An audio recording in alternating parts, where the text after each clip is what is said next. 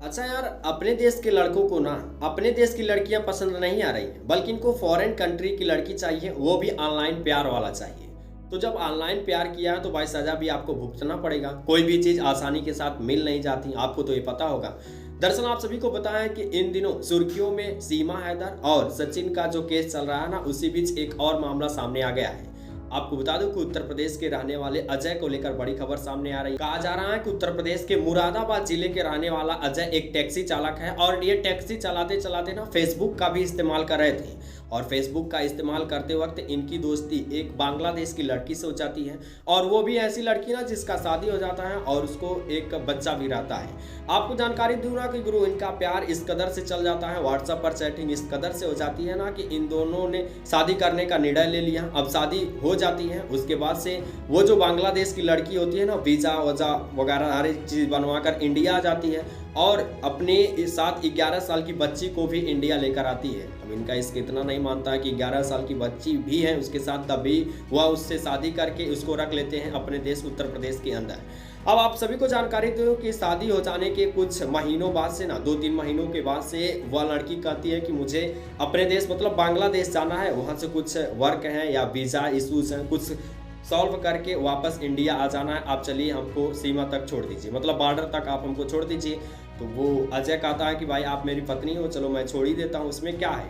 तो उसके बाद से वो बॉर्डर तक जाती हैं, कुछ और बातें होती हैं। तो पत्नी कहती है कि आप मेरे घर तक क्यों नहीं चलते हैं, आप मेरे घर तक भी चल सकते हैं, प्लीज़ चलिए। तो वैसे में अजय कहता है तुम मेरी पत्नी हो, मैं चल सकता हूँ। तो अजय उसके घर चला जाता है, बस कहानी वहीं से अलग हो जाती है।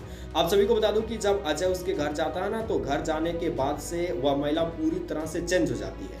जो महिला बांग्लादेश से आकर इंडिया के अंदर हिंदू धर्म रीति रिवाज को पूरी तरह से अपनाकर शादी के बंधन में बंध गई थी, वह अपने देश बांग्लादेश जाते ही इनको पूरी तरह से बंधक बना ली। अब अजय को बंधक बनाकर पिछले 2-3 महीनों से वहां पर रखी है। कुछ 2-1 महीनों तो उनका फोन कॉल मतलब कुछ भी नहीं आया।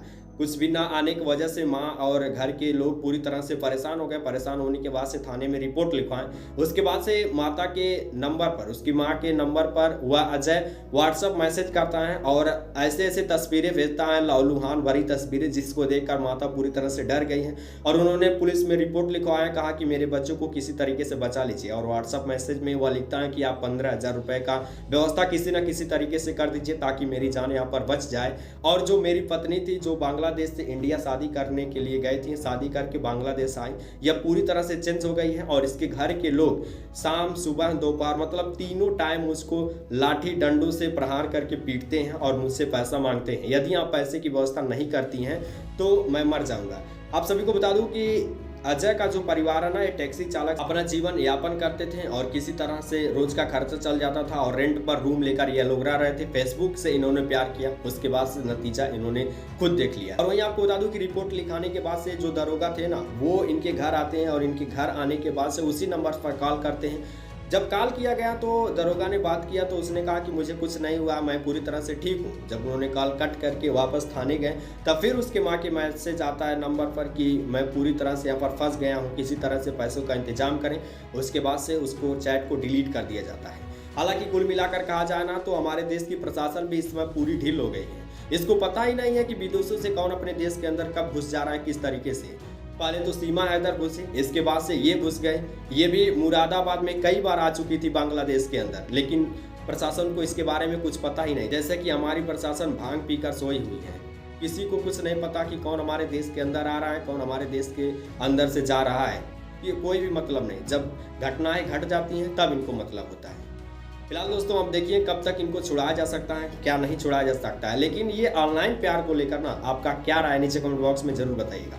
और हाँ, आपसे गुजारिश है ना कि जो हमारे देश के युवा लगातार पबजी खेल रहे हैं, ऑनलाइन प्यार कर रहे हैं ना, आप लोग इससे बचे रहिए। नहीं तो हो सकता है कि आने वाले दिनों में 100% में से 75% युवा इसके शिकार हो सकते हैं, धोखाधड़ी के शिकार हो सकते हैं। फिलहाल इस वीडियो में इतनी इन्फॉर्मेशन, उम्मीद है कि जानकारी आपको अच्छी लगी होगी। यदि जानकारी अच्छी लगी है तो वीडियो पर एक लाइक करें। और हाँ दोस्तों, ऐसे ही ट्रेंडिंग टॉपिक के लिए आप हमें जरूर सब्सक्राइब करें।